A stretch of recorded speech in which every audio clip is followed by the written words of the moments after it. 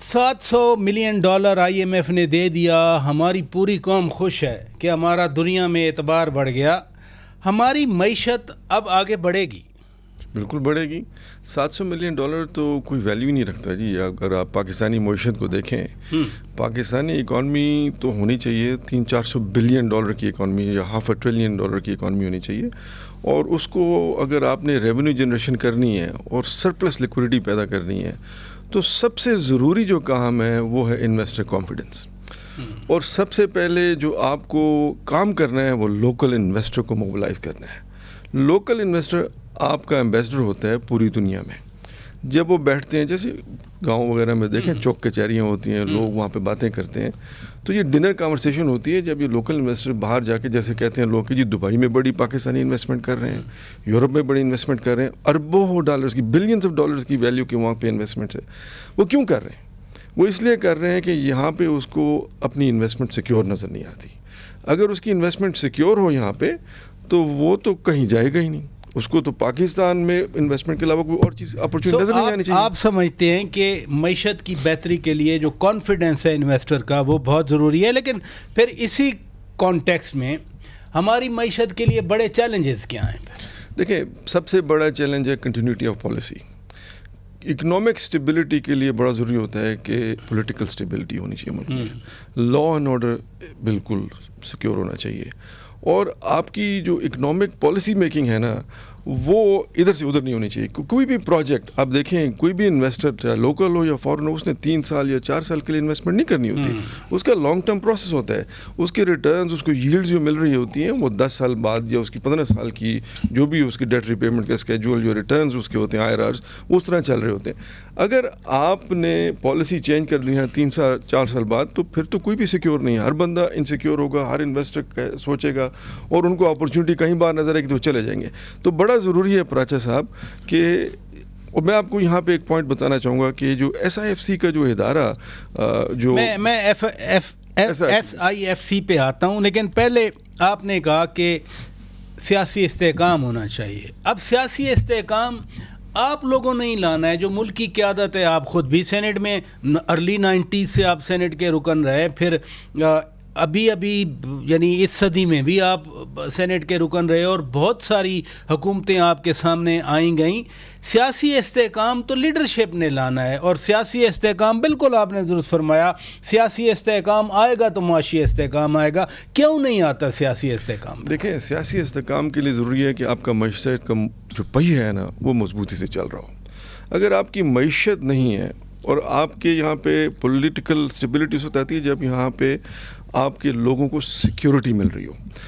یہاں پہ جو دھماکے اور جو ہم یہاں پہ جو فسادات, اور جو ہمارے علاقے میں, جس علاقے سے میں تعلق رکھتا ہوں, اسماعیل خان, اور اس علاقے میں دیکھیں ہمارے FC کے جوان شہید ہو رہے ہیں. اور میں اس بات کو کنڈیم کرتا ہوں کہ ہمارے جوانوں کی حفاظت کرنا ہمارا فرض بنتا ہے. گراس روٹ لیول پہ موبلائزیشن جو ہے وہ لیڈرشپ کا کام ہے کہ لیڈرشپ جو ہے وہاں جا کے گراس روٹ لیول موبلائز کرے تاکہ ہمارے جوان وہاں پہ سیکیورٹی فیل کر سکیں, کیونکہ وہ دن رات ہمارے لیے محافظ ہیں ہمارے بارڈرز کے. تو بڑا ضروری ہے پراچا صاحب کہ سیاسی لیڈرشپ انگیج ہو ہر لیول پہ, گراس روٹ لیول پہ, پلس ان کا انگیج ہونا چاہیے کور ایشوز پہ.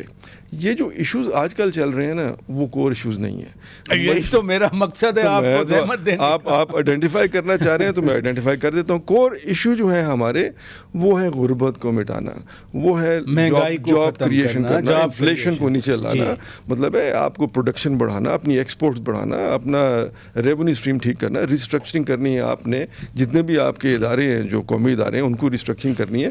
اور پھر ان کی دیکھیں ایک بڑا سیریس کام ہوتا ہے کہ یہ جو ہم ادارے پرائیویٹائز کرنے چلیں تو ان کو پہلے ان کی بیلنس شیٹ آپٹیمائزیشن ہونی چاہیے, ان کی ریسٹرکچرنگ ہونی چاہیے, کیونکہ جب تک آپ ان کی بیلنس شیٹ آپٹیمائزیشن نہیں کریں گے آپ صحیح ویلیو اسٹین کر ہی نہیں سکتے. تو یہ کام تو ایک پروفیشنلی طریقے سے کرنا چاہیے. مینجمنٹ, کور مینجمنٹ آپ کو چینج کرنی پڑتی ہے. تو یہ چیزیں ہیں. لیکن جو اصل مسئلہ ہے نا جی, جو میں آپ سے کہنا چاہ رہا ہوں وہ یہ ہے کہ استحکام جو ہے نا وہ ایسے آ ہی نہیں سکتا جب تک لیڈرشپ کور گراس روٹ لیول پہ انگیج نہیں ہوگی. اور جب تک افواج پاکستان کے ساتھ لیڈرشپ انگیج ہو کے اس ملک کی سالمیت, اس ملک کی بقا, اس ملک کے وقار اور اس کے استحکام کے لیے اکٹھے ہو کے کام نہیں کریں گے تو یہ کام نہیں ہو سکتا. نہیں, دوسرا آپ نے خود آئیڈینٹیفائی کیا کہ پالیسیز کا تسلسل نہیں ہے. کوئی آتا ہے وہ میگا ڈیولپمنٹ لے کے آتا ہے, پھر کوئی آتا ہے وہ کہتا ہے میں انڈے کٹے بھینسیں پال کے.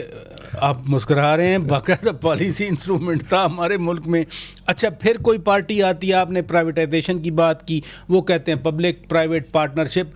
وائی ناٹ کہ ایک منیمم کامن ایجنڈا ہو معیشت کا, تاکہ ملک کا اصل مسئلہ تو حل کیا جائے. دیکھیں, اس پہ تو میں آپ کے ساتھ 100% ایگری کرتا ہوں. اور یہ جو اب آتے ہیں SIFC پہ, یہ جو ادارہ بنا ہے نا, جس میں میرا خیال ہے کہ آرمی چیف بھی ہیں اور بھی ادارے اس میں پارٹیسپیٹ کر رہے ہیں, یہ انشور کریں گے کنٹینیوٹی آف پالیسی.